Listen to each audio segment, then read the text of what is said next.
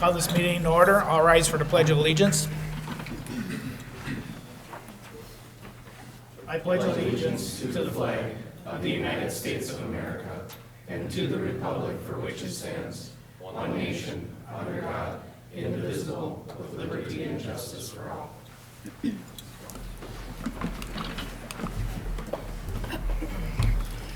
Is there any changes to the agenda? No, there are not. Okay, can I get approval of the agenda? So moved. Second. All in favor, say aye. Aye. Opposed, motion carried. Open forum, just check and see if anybody wanted to speak at the open forum tonight.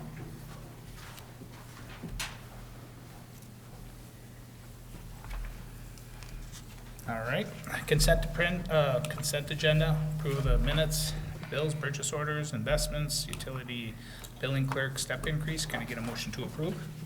So moved. Second. All in favor, say aye. Aye. Opposed, motion carried.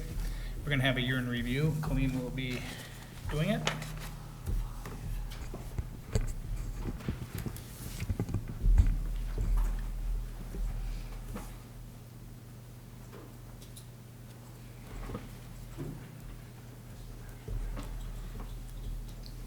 Thank you, Mr. Mayor, members of the council, and members of the audience. It's my pleasure to present to you the 2023 year in review for the city of Melrose. One of the things I would like to start out with is how is it that we compare relative to our tax position with other cities in our area? And if you see, Melrose is the green dotted line, so you can tell that we are very fiscally responsible, and one of the things that we do is our tax position is very good as compared to the rest of our neighbors. We are closer to the bottom, I guess, than we are to the top. So we're about the fourth lowest. A little bit about our tax capacity history. We've actually, over an 8-year trend, have gained about 37% in terms of our net tax capacity. And that is the value of the appraised value of what is available to us to be able to tax on. Just a recap of where our fund revenue sources come from. About 41% are from the property taxes, 37% is from local government aid, and then about 15% comes from an electric franchise fee. Our biggest expenditures are our transfers out. Our transfers out are actually what funds our capital improvement projects. And then the second largest is our public safety budget. As far as human resources go, we had a very busy year. We actually had 5 different resignations. We had 3 people that were elected to councils and boards, Lindsay Chmielewski, Joe Weisty, and Jose Morales. And then we have new employees, Lisa Braun, Andrew Ruslang, and Adam Schmidt. So Lisa is our utility billing clerk, Andrew is our street supervisor, and Adam Schmidt is a police officer for us. City clerk, the licenses stayed very, very similar to what they've been in past.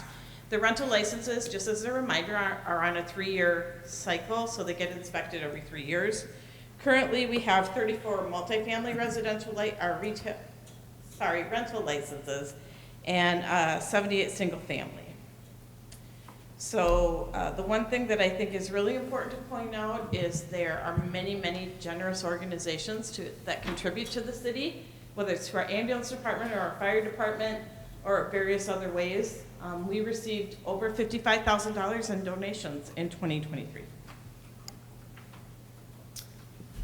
This is a trend for our building permits over the last 5 years. If you see, 23 was a great year for us in terms of value. So we saw 22 million on the commercial side of the building permits, and we also saw just over 3 million when it came to residential.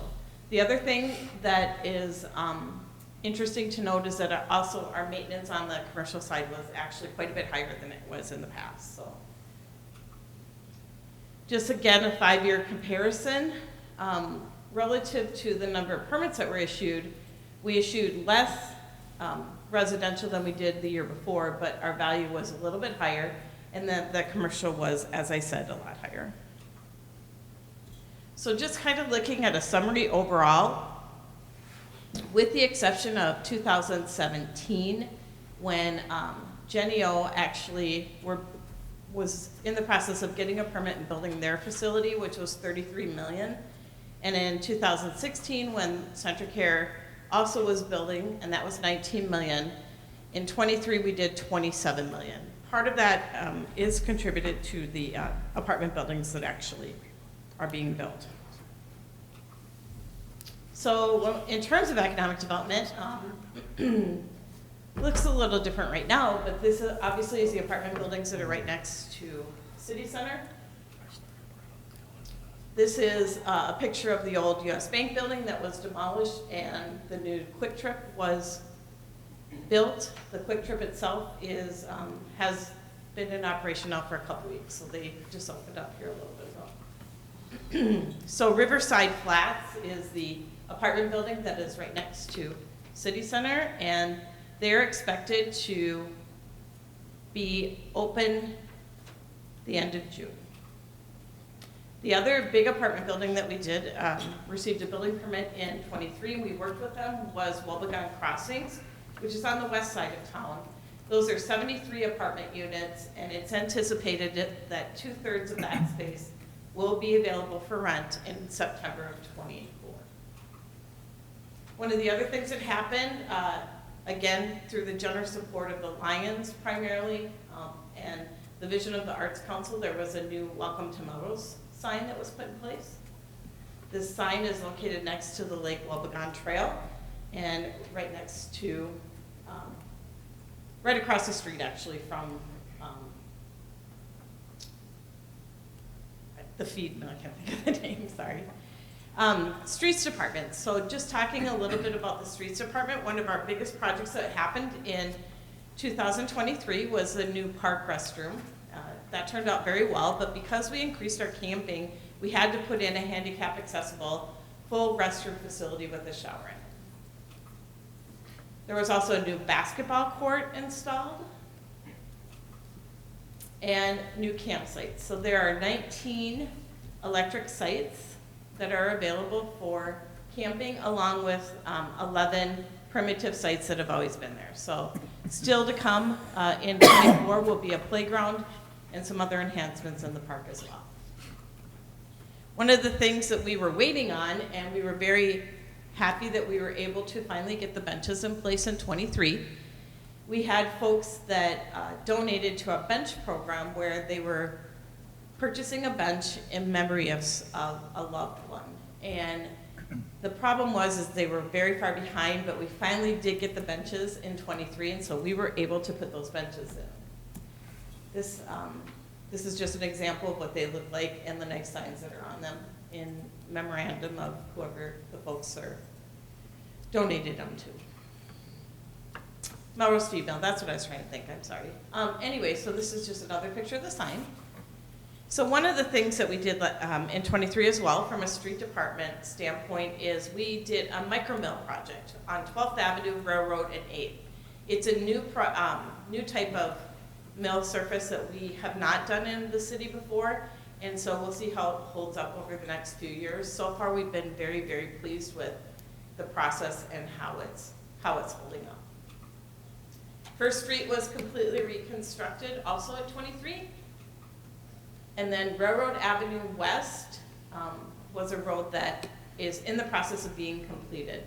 A majority of the road is in, sewer and water, and now the final touches in the road will be done in the spring of 24.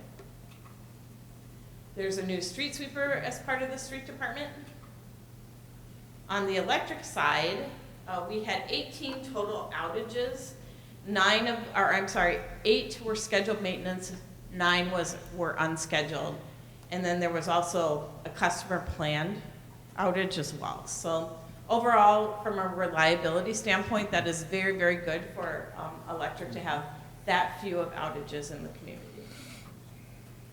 Other projects that the electric department worked on was obviously the campsite electricity, as well as new services out in the rural line, new services for Riverside Flats, Quick Trip, underground all along Railroad Avenue, and for services for the new apartments out there.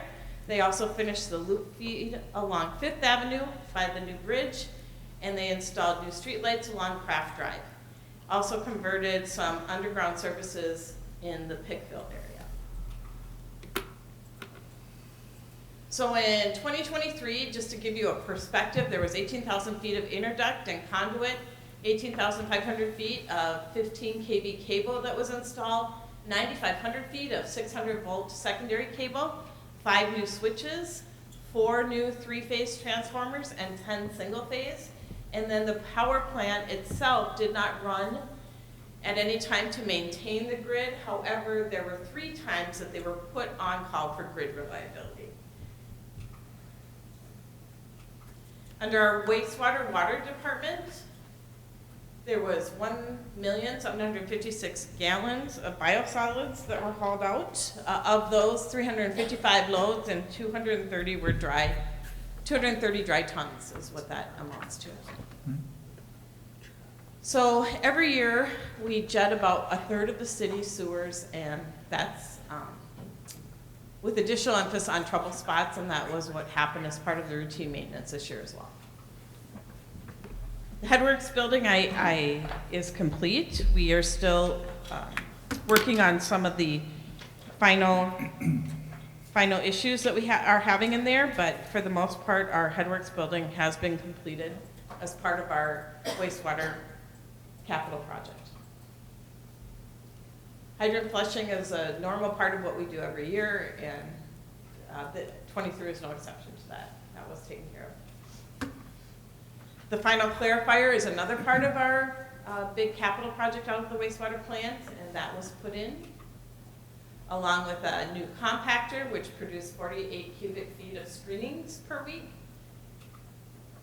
There's also a new screen room with 6 screens and a catwalk in between.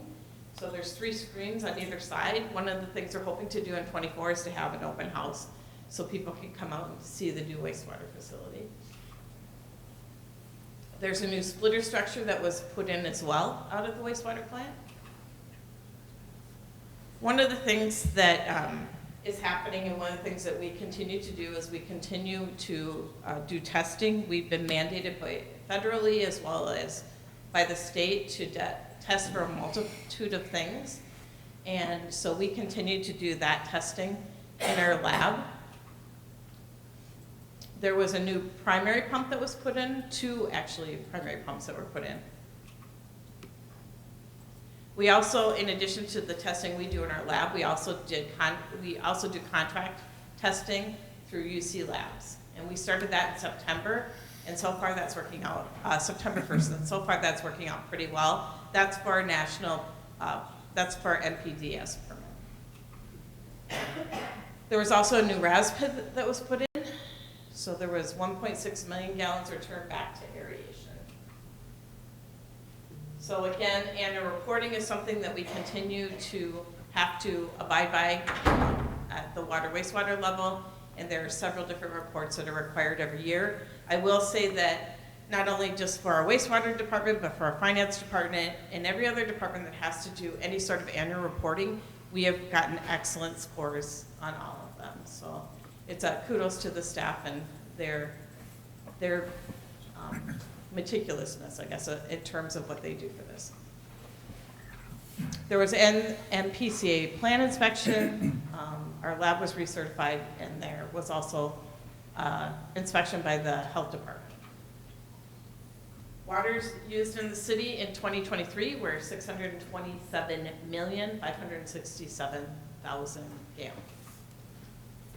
Our police department got a wrap unit and ordered 4 more, or got a wrap unit and ordered, and have 4 more on order for 24, and they did that through their public safety funds. We were able to receive public safety funds from the state of Minnesota. It's a one-time fund that we received, and we split that between the police department, the fire department, and the ambulance department. There was a new officer hired, Adam Schmidt, and the calls were down by 529 compared to 2022, and I think that's a good thing, obviously, for a police department to have less calls. So, On the fire department side, there were a total of 128 calls. That was more than there were the year before. The year before, there were 121. So of those calls, they were 28 fire, 56 rescue, and 34 medicals. And our ambulance department had 1,101 calls or runs in 23, and that actually was significantly higher than what they had in 22.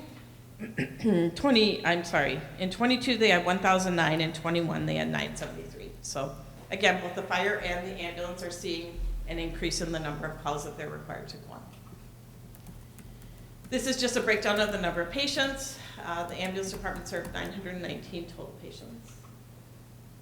And then again, this is just a breakdown of all the different types of calls that the ambulance had to respond to. This is a little bit hard to see. This was the 23 legislative session at the state of Minnesota. That session was fast and furious. There were a lot of things that happened. I wouldn't necessarily say they were all positives for Greater Minnesota, but there were a couple things that were very positive that came out of the session for Greater Minnesota. In addition to the public safety funds, one of the other things we did see was an increase in local government aid. So that fixed, the final outcome of that was about 80 million total. That still is not as much as the Coalition of Greater Minnesota Cities wanted to see. So it's something that we continue to push for 24 as well. In addition, there was some child care money that I think we will be able to take advantage of in some form or another for our child care community. And then there were other types of assistance as well. So, looking ahead, 23 was a busy year. I don't see 24 slowing down at all.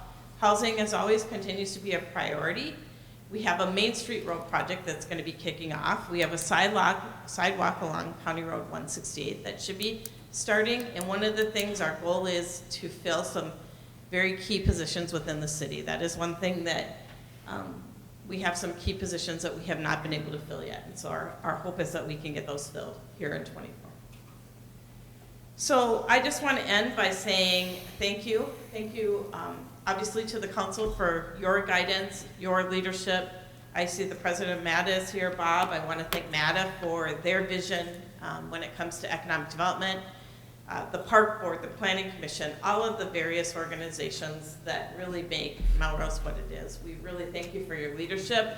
And of course, I have to thank the employees because none of this would happen without our employees. I say this a lot, but the Melrose employees that work for the city are wonderful, wonderful people. And I am very proud and honored, actually, to be able to lead such a great organization. So again, I appreciate your time and thank you. That wraps up the 2023 year in review.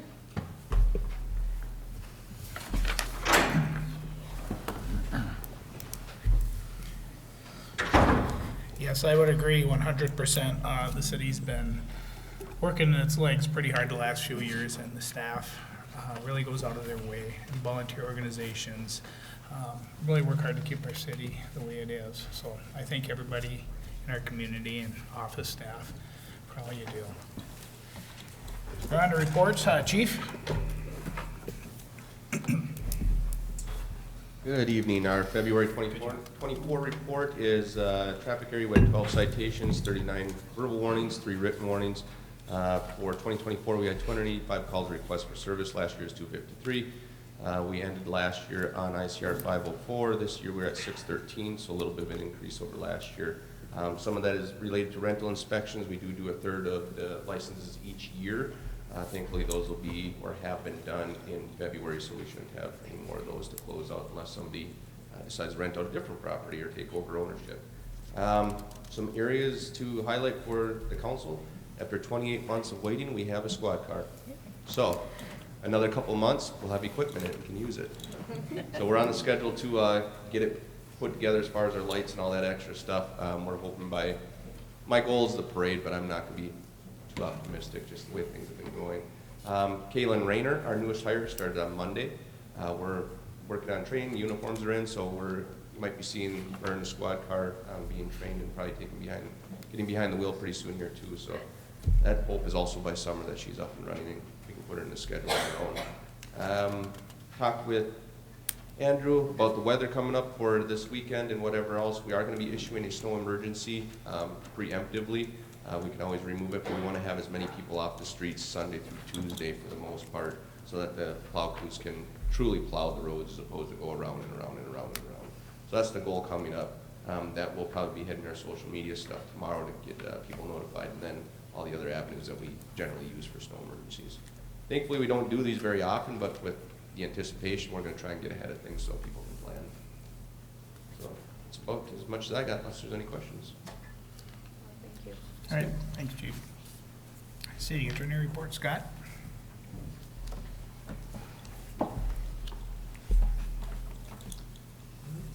Good evening. So I can see in my report, community development projects are ongoing, and they, from time to time, need some documents to keep them on track, and so we worked on a couple of those. Later on in the schedule, we're revisiting the issue about compensation for the HRA commissioners, and then an ongoing issue, our old billing service we used with the ambulance. We weren't particularly happy with the service they were providing, and so they were terminated last fall. They're not handling any new accounts since then, but there's several old accounts that need to get closed out, and they're not handling those any better than they were before they were terminated, but we're continuing to try to get those cleaned up and resolved so we can put that to rest. So that's what I've got, unless you have questions or comments. I'm good. Thank you, Scott. Community Development Director, Sheila? Good evening. So we just finished up the year in review for 23. 24, as Colleen said, we predict will be just as strong, and I will go out on a limb and predict that we will exceed the valuation in 24, just based on what we're already seeing. Working with Quick Trip, just as a reminder to people that the driveway off of County Road 13 is truly an exit, or is an entrance only. You cannot exit onto County Road 13. So we're going to be, Quick Trip is going to be adding additional signage, making people aware of that. And they did install a sidewalk off the corner in the last day. As you probably noticed, there's a lot of walking traffic, and there was kind of walking right through their landscaping. So we're hoping that that sidewalk gives people a route and keeps them off of Craft Drive as well, because that's just dangerous. The sidewalk on Coney Road 168 is planned, Dave can correct me if I'm wrong, but they plan to start after road restrictions are off. We have a pre-construction meeting next Friday. Set this morning, the Melrose Lions will be installing that playground as a community project on May 3rd. So they'll start their prep work on the 2nd. May 3rd will be the primary construction date of that playground. And again, we thank the Lions for their donation and their community build project for putting that in. As a city, as you know, we've discussed the possibility of a municipal-owned cannabis businesses. We are now part of a working group of cities who are meeting together as a group to discuss whether or not this is a possibility. There's a group of cities that have all come together, and we're talking about it. So that's as far as that is at this time. We continue to do outreach to businesses. The MATA group is offering the Commercial Rehabilitation Deferred Loan Program for businesses in C1 and C2. And we're also made aware now of a promise grant from the Initiative Foundation, which is available to minority, female, and veteran-owned businesses. So been doing a lot of outreach to businesses, keeping them aware of, funding opportunities and ways to help them. That's all I have for now. All right, thank you, Sheila. City Engineer report, Dave.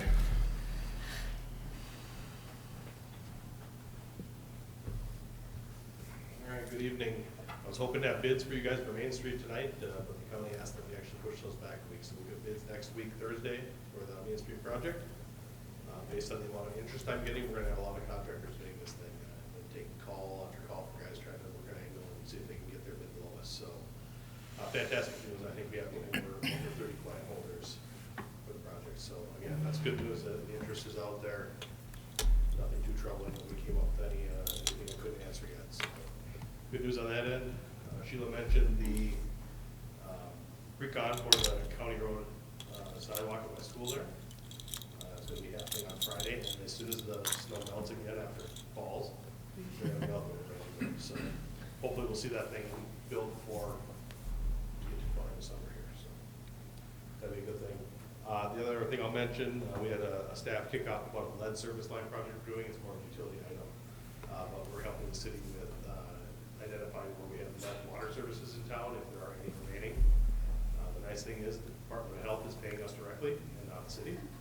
So you guys aren't going to see a bill from us on that, so we can help with a charge on the city, which is kind of fun. So that's it for me. Questions? So bids were to be opened the 21st, was today. Yes. Do you have any preliminary numbers? We weren't able to open them. The county asked us to push the bid back into a week. So when I wrote that memo, we were still going to open bids, but we did not. So we will open them 1 week from today. Oh, okay. Yep. Why the county asked it? They wanted more time to look at it and have us change a couple things. Oh, okay. Yeah. It's nothing major, and honestly, if we would have pushed real hard, they would have let us bid it. But in Okay. order for a good working relationship, we would have pushed back. All right. Thank you. Thank you. Mr. Andrew.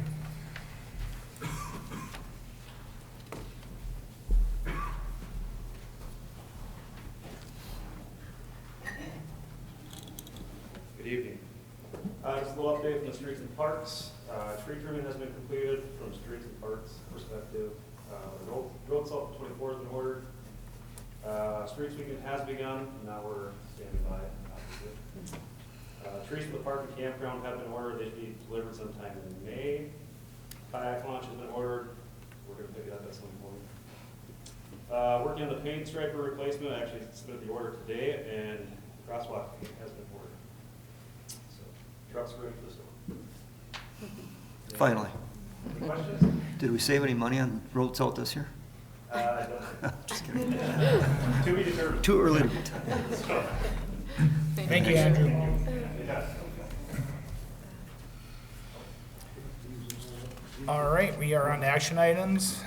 We are the 2024-2025 League of Minnesota Cities Insurance Trust for workers' compensation insurance. So it's that time of year again, we're getting quotes in for our insurance. This year is the first time in 3 years it actually went down, which is good to see. We did have a little changes to our experience premium just because of some claims that were paid out a few years ago.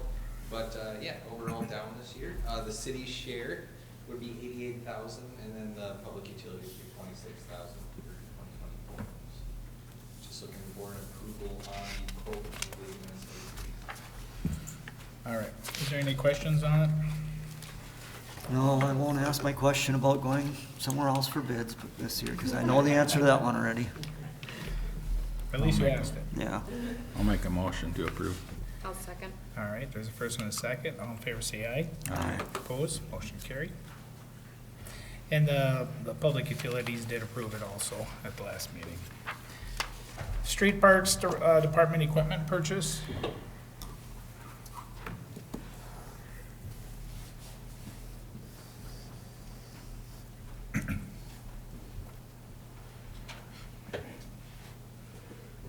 So we are asking to replace our boomer. Went up for bids, received 2 bids. One being a John Deere, one being a New Holland. I asked that we go forward with buying the John Deere due to it being a closed cab, hard cab mount. New Holland was not able to get a hard mount due to the fact that they don't make one with the mount deck. So asking to go ahead with John Deere. All right, and the bid is for $46,625. If there's any questions, otherwise, can I get a motion to approve? So move. Second. All in favor, say aye. Aye. Opposed? Motion carried.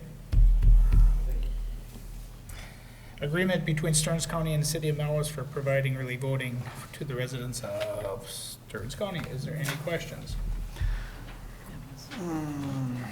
I know I had brought up administering the absentee ballot board, I guess they call it, locally, rather than, right now, if you apply for an absentee ballot, the request goes straight to Stearns County.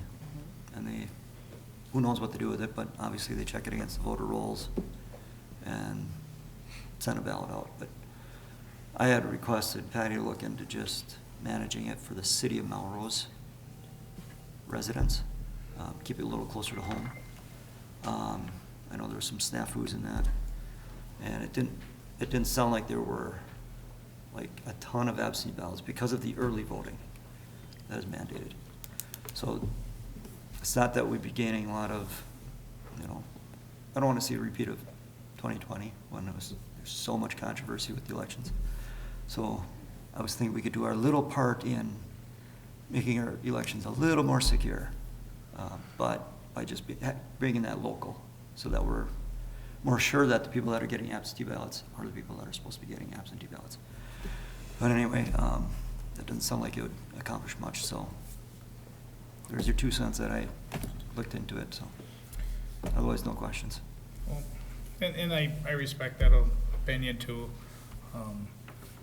But yeah, I think that especially with like Patty doing it over the years, she's done a wonderful job, and I do have a lot of faith in her. Right, that's why I wanted her to do the Yeah.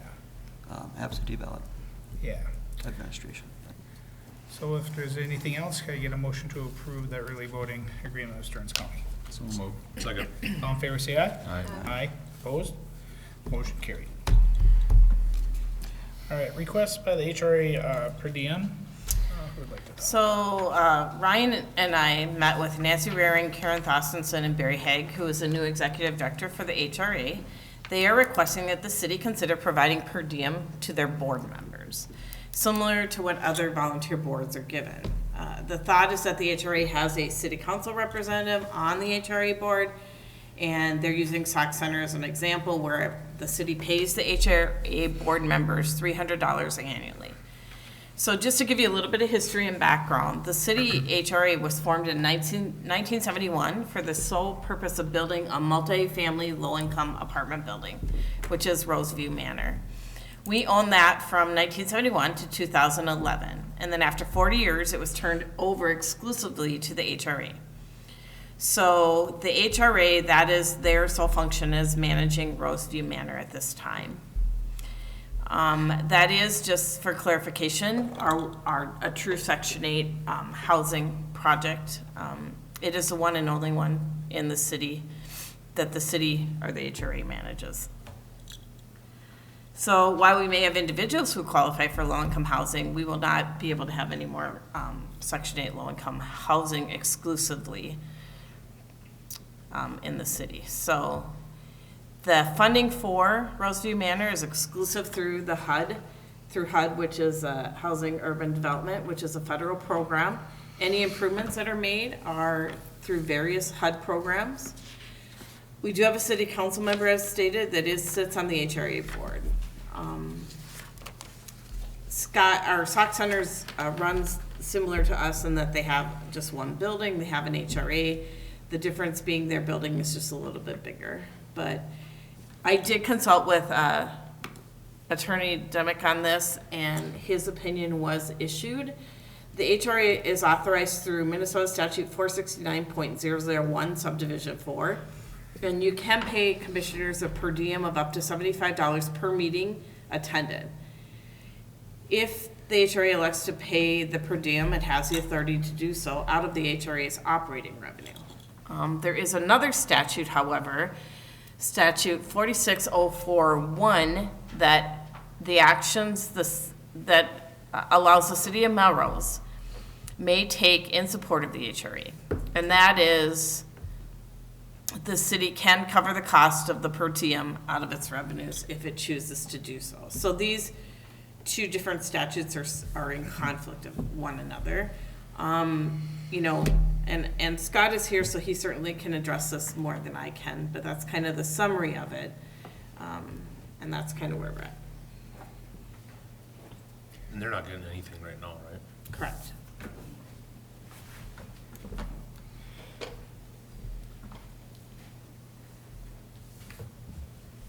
My understanding is that since it was formed, the HRA commissioners have never been paid.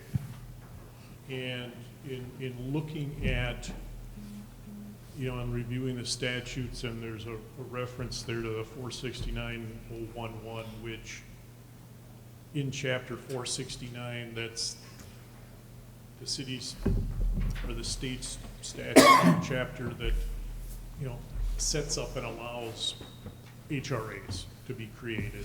And, when an HRA is created, the HRA has the authority to pay its commissioners. And that's what I was getting at here. There's a cap, but and the idea is that, well, that would be part of their budget. If they elected to pay their commissioners, wanted a per diem, they could have a per diem. It would come out of the HRA's budget.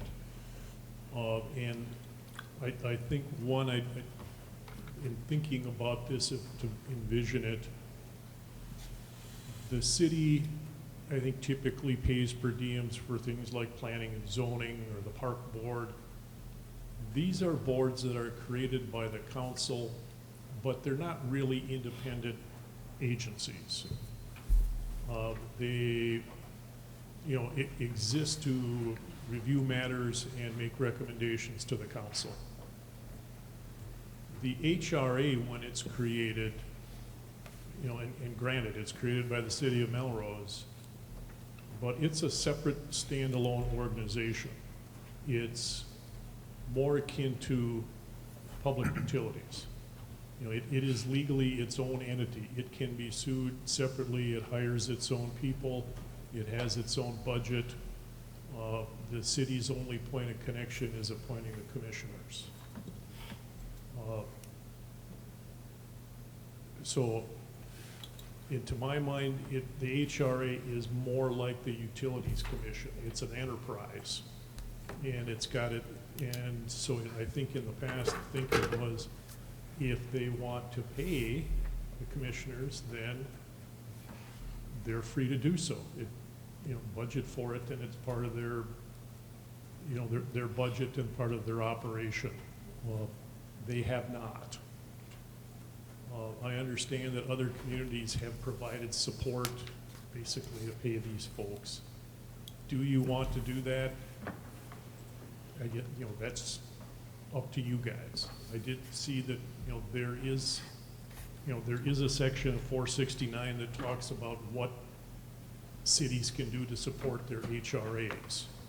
And in one place, they're saying that, you can't provide funds unless it's required to get some federal program into a federal program.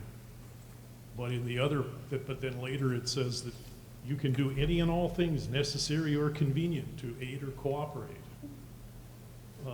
with the operation of the soul.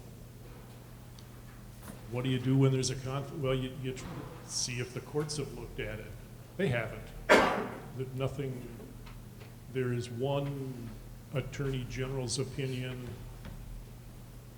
regarding this statute from about 50 years ago, and it was dealing with basically the city engineer and how the city engineer got paid when working on an HRA project. So yeah, nothing on point.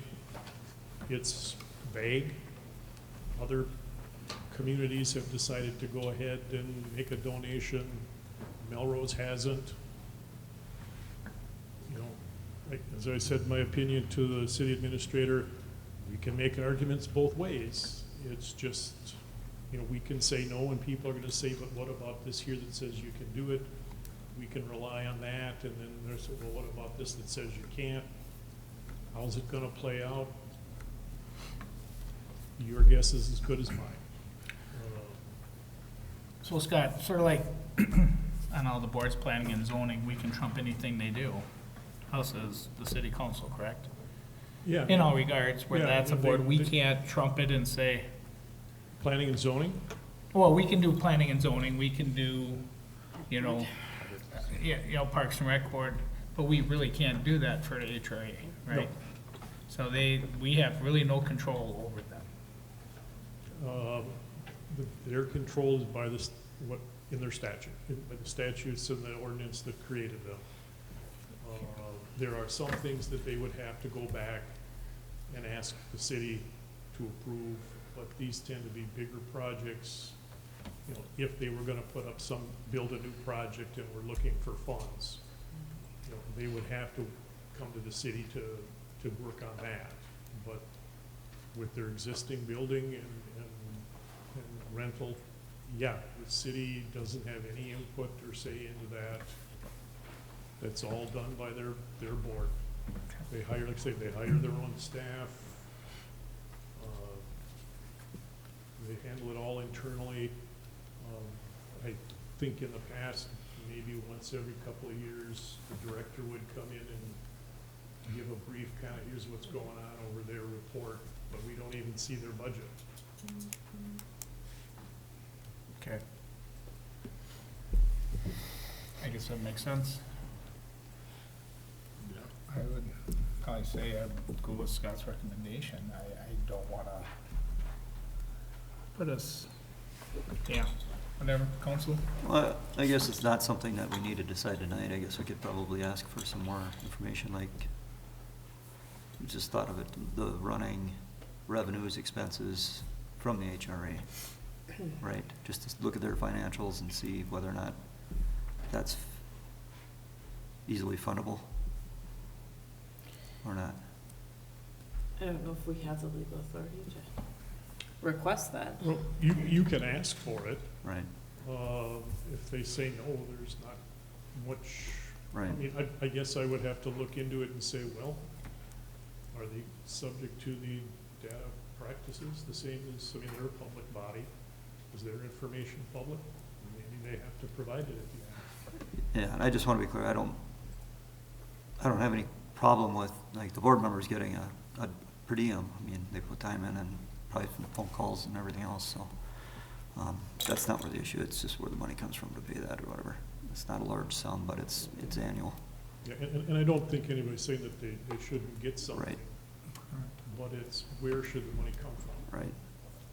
And because they clearly are authorized to approve it themselves. Has that been, are they aware of that? Has that been communicated to them? I believe so, yes. Okay, so the request is formally that we fund the stipend, okay, Yeah, they're asking if we would fund. right, So then, you know, that would be an ongoing budget item for the city, would be this contribution to the Right. HRA. I guess in my opinion, it would be, we would have to request to see financials then, you know, see how healthy it is. Make a judgment call on if they can afford it themselves or not, does that make sense? Because it's But is it really, what you need to make your decision.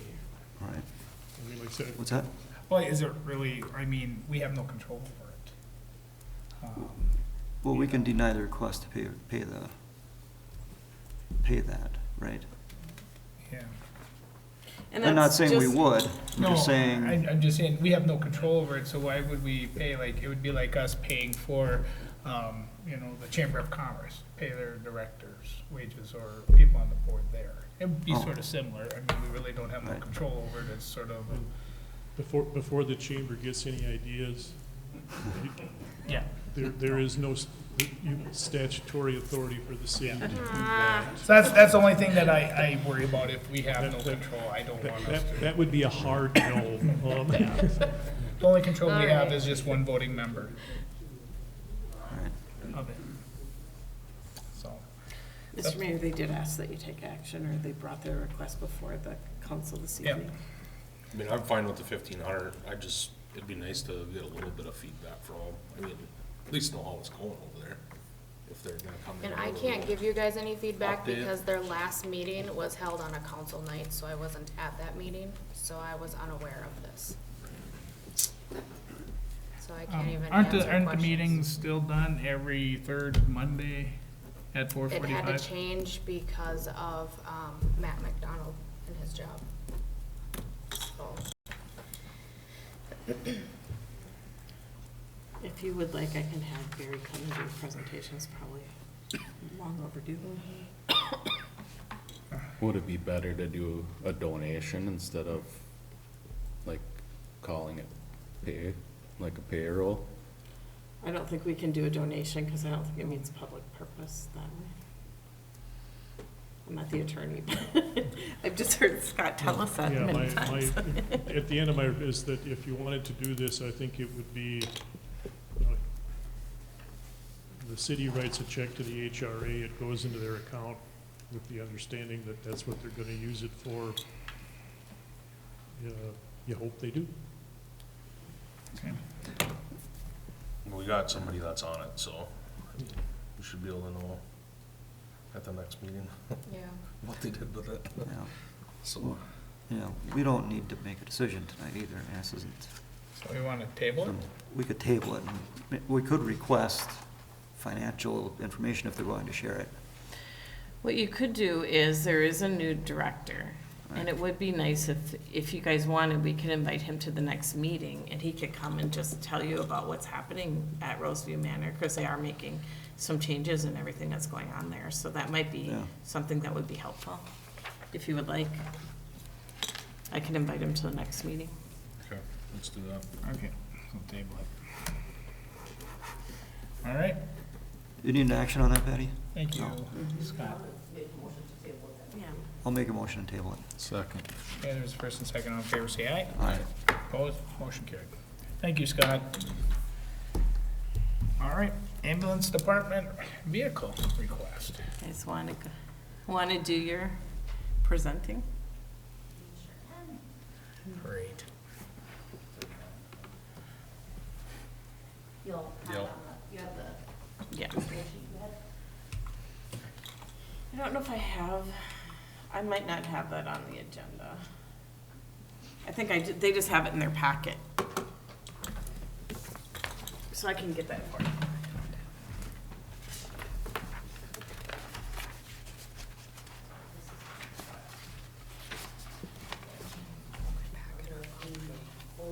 Yeah, I'll get them. Start there, Jana. So we are looking to replace our 543 rig. The rig isn't due for replacement for 2 years yet, but with rigs being out 2 to 3 years, it's time for us to look at that. We have obtained quotes for several options. We obtained quotes for getting additional rigs exactly like what we have. We received 2 quotes, one from Everest, which is where we've historically purchased our rigs from, and then also one from PSV. South Center uses that company for their rigs and has always had good luck with them too. We just wanted really comparable quotes or make sure that everyone is putting their best number out for us. Those 2 quotes turned out to be very comparable in price. Everest was $307,000. PSV is $305,548. The other option we looked at and is a 4-wheel drive rig. Our department members would like to see us purchase one 4-wheel drive rig. With our Minnesota winters and rainy summers and muddy springs, some of the areas we go to, we have ran into some issues in the past, just getting stuck in the snow or handling icy roads. With the 4-wheel drive rig, it is a little bit heavier rig, obviously 4-wheel drive. There is a couple options that we have looked at, and one's a longer wheelbase and one's a shorter wheelbase, and our recommendation would be to go with the shorter wheelbase, so we aren't gonna have troubles getting into garages at hospitals and things like that. So that is what we are looking at, is going for the 4-wheel drive rig with the short base that is only offered through PSV, and that cost is $340,000. That does not include our trade-in value on our rig, which is estimated from PSV to be $27,000. Everest, if we were to go with the standard rig and go through Everest, they estimate our trade-in value at roughly $7,000. Of course, those trade-in values are hard to pinpoint right now because we're trading it in 2 years, not today. So that's why we have estimated trade-in values. can answer any questions on the different various rigs. I think on here we have various information as far as what the wheelbase dimensions are, lead times, things like that. This is really the, the wrong winter to request a four-wheel drive. Should have been last year. Well, you know, maybe next week would be an issue. Yep. That's like $40,000 increase just to go to four-wheel drive. It is a $33,000 conversation. Yeah. It seems like a lot to just add four-wheel drive That is to. a lot of But money. Different ideas we've had to try to help with that cost is keeping the rig a few years longer. Of Right. course, yes, that would help with that rig. It would help amortize all those costs a few extra years. However, the miles aren't going away, so we'd be putting more miles on our other rigs. So I mean, there's that consideration as well. Again, when we need to go out, we don't get to control the weather, which is why we were looking at four-wheel drive. Last winter, we had troubles a few times. We got stuck in Freeport, not even out of town. This is in town. We've had troubles when we head out of town by Birch Lake Hills. We've had trouble getting in and out of driveways. We've had to rely on our wonderful firemen to carry people further than what they probably need to. Yep. You know, posing a potential injury to our firemen, trying to get people out of home. Yes, I realize this winter wasn't as bad as last winter, but we don't always get to order winters like this. And then again, we did have more ice this winter, where we had a few out by the hills there where we had to bring them up a long driveway, so yeah, even that. Yeah. Just looking at do we have any record of what our maintenance costs go to? Say we get to 150,000 miles. Are the rigs getting better by any chance? Like less maintenance issues? I don't know if we have a spreadsheet that we're tracking costs with maintenance. I know downtime is not good with them because it usually takes a long time to fix. But I'm just curious, you know, do we look at keeping, I mean, if we're only gonna get 27,000 for that fourth rig, do we find a place to park that as a backup rig to because now our third rig has become almost like a primary rig. Originally, we kept that third rig as more of a backup transport, low emergency type rig. Now, we have 3 primary rigs now. We were rotating them out Right. because of the miles we put on. Right. You know, we've been amortizing out rigs at 9 years for years. I mean, we used to Right. trade in our rigs with 60,000 miles on. Our rigs are projecting to have 160,000 miles now when we Right. trade them in because our call volume isn't 600 a year, we're over 1,000, and we're going to the cities, we're going to Wisconsin and South Dakota, North Dakota. I mean, we move, we travel a lot, so. Because, yeah, and you know, you look at 300,000, 340,000, we get 9 years out of the rig. They've got 165,000 miles, looks like probably the highest mileage one when it goes down the road. But at that point, are we spending, because now it's costing us basically $30,000 a year to buy a new rig. Are we spending $30,000 a year on maintenance to keep the rigs running?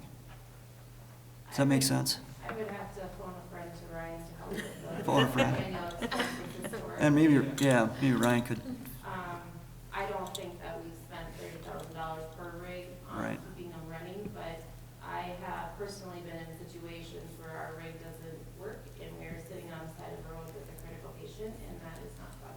yeah, I'm sure So, not I mean, we ideal to just be have breaking look at that. down. And that can help it happen with a brand new rig too. Right. So don't take that as Right. like, That might be another thing to look at is, are they breaking down similarly throughout their life cycle? Or, you know, at some point, are we losing transmissions or, you know, that type of thing? Well, and I was talking to Jeff earlier this week, and he, you know, my idea was if you could if the box isn't wore out, you take it off, you put it on a new chassis, if that's what we're doing is upgrading truck, but he said the boxes, I mean, you just slam doors, you're throwing stuff in, you're going, you know, so that's wore out, not just necessarily the truck, so I mean. Yeah, what are the other issues? Is it chassis related or is it right. interior? Yeah, and just related. like any vehicle, I think that's gonna vary on the vehicle. So 542, we have had a lot of issues. That vehicle, we have put in a new engine. We have had that thing towed 2 or 3 times over the past 18 months with belt issues, and that's actually the rig that we were sitting on the side of the road with during a snowstorm. Super patient, and we had no engine, and so and what the information we were given from Everest and PSV, and correct me if I'm wrong, but I believe they told us that 100 to 125,000 miles is where they typically are seeing those engine issues and replacements. Is what he told us. And that's a 2013. Was that diesel? No. It was not gas. Okay. Yes, all of ours are gas. You can't really buy them in diesel now unless you either want to see higher numbers than this. If you'd like, we can go get those, but they were well closer to 400,000. So we just said, I don't think we could talk about that anymore right now. Okay. Well, thanks for answering all my questions. Do you plan on, Gina, looking at four-wheel drive in the future, like for every new rig going forward, or do you? I don't think so. I think it's just appropriate to have one to use in those circumstances where the weather conditions aren't favorable. Other times it would be really nice to use it as like weekends like this past weekend when it's really windy, just because they are a little bit heavier and we get tossed around a little bit, and just having that more secure ride, I think. So it'd just be first out if the conditions need it or whatever? If the conditions warranted, it'd be first out, and let's say we're having a winter like this, we would take it out on a weekly basis for a routine transfer kind of thing, just to keep it moving, because you don't wanna park it. As far as the idea of maybe maintaining that 4th rig as a spare, we could talk about that. Just keep in mind you're insuring it, you're stocking it, you're gonna Right. have. It's a lot of other concerns stuff to of think things about. Sitting there and not working anymore. Just a thought on the 4-wheel drive. Is it 4-wheel drive or is it full-time all-wheel drive? We should probably figure that out, because if it's 4-wheel drive, then, if it's one of them front end gets locked in, you're not supposed to be driving it on dry pavement. Does that make sense? Well, it's an F-450, so Yeah. I'm assuming it'd be like any of the 250s and 350s, it's gonna be, Right. you'd switch it in. Switch it in They don't when you have- need it. A lot of those bigger trucks don't come with auto. Right. It's, No.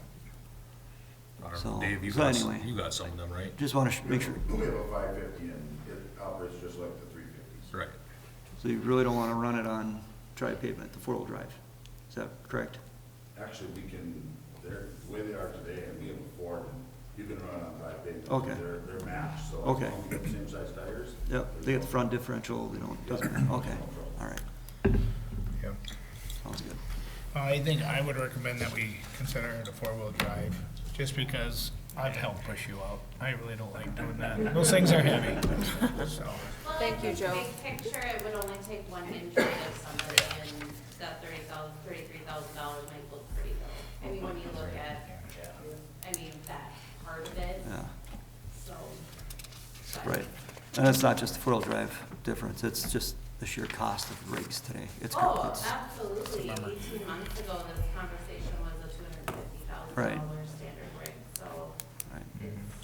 it's a big deal. I'll make a motion to go with the 4-wheel drive. Second.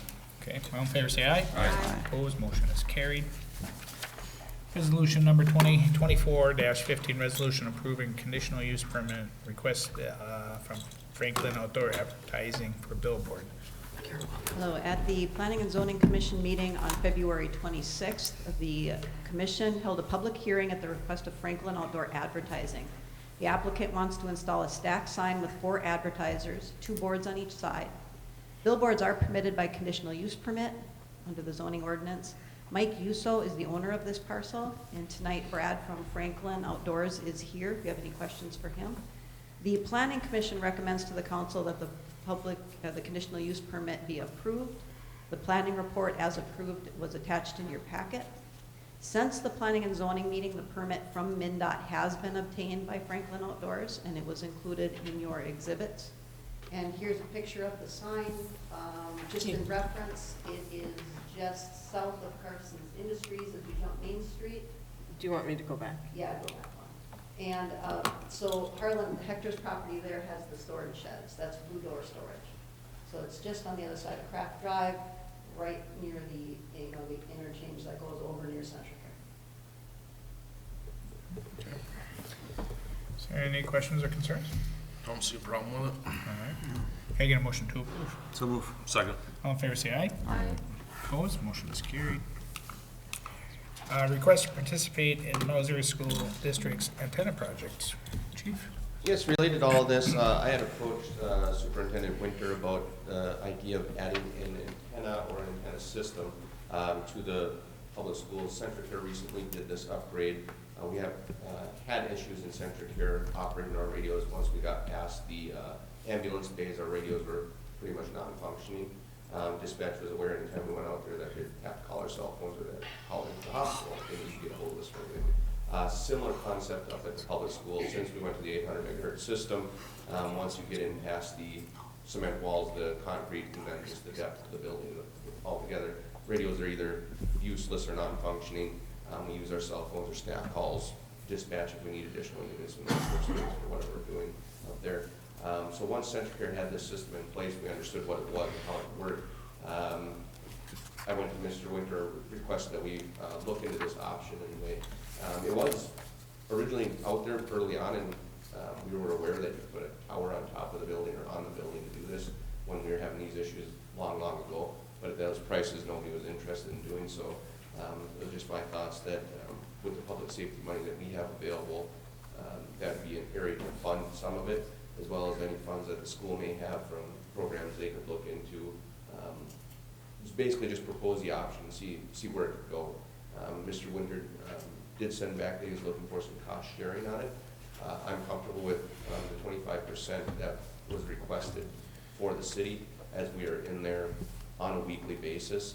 The sheriff's office has a school resource officer in the building as well, and they back us up on, if something major would happen, they'd be one of the first ones coming to back us up as well. So since they're in the building consistently, as well as there'd be a partnering agency, the request was made to them as well. Sheriff Soika was aware of the email coming through, but at the time I talked to him a week or so ago, he wasn't sure where their funding mechanism would come from or how they would support it. So my thought process is that we make the request, and that if you would so choose to approve it, if everything works on the school side and the sheriff's office side, we'd be willing to put the money forward out of our public safety money. If it doesn't work for any of the other entities, then it sits until it either can be funded in a different manner or until we can figure out a better way to try and get communications in there. Okay. I know Mr. Winter was here. There he is. Do you have anything extra to add? No, we did go out and get multiple quotes for this project. Granite City, our current walkie-talkie carrier that we use in the school did give us the lowest quote of the 3 quotes. So we met with them all, they gave us the lowest quote, and they guaranteed a great system that would be accessible for any emergency teams, police, county, fire, ambulance would come in there, that they would be able to use their radios very easily. And that's the same company we currently use our radio system. Is this something that, not that, you know, is there available grant money that will be applied to? That's some of the researching we need to do a little bit more of. Okay. Just because I know from the school side that it's, you know, if they're grabbing the 50%, I'm sure that they're not just grabbing it out of, you know, one of the gym lockers or anything like that as well. It'll be something that we will need to research a bit as well. The only reason I say that, I don't know how long this issue's been going on, but. It's been decades. We just haven't made the effort to go forward with it. It was with trying to fix it. Right. Okay. From a handheld radio standpoint, does the police department and the schools system work in any way together, or is it just? No, they run on more of like a standalone system, walkie-talkie style, or on the armor system outside in the world situation. The CB, part of the old CB style. Yeah, and they have that for their band system. Okay. All right. Okay.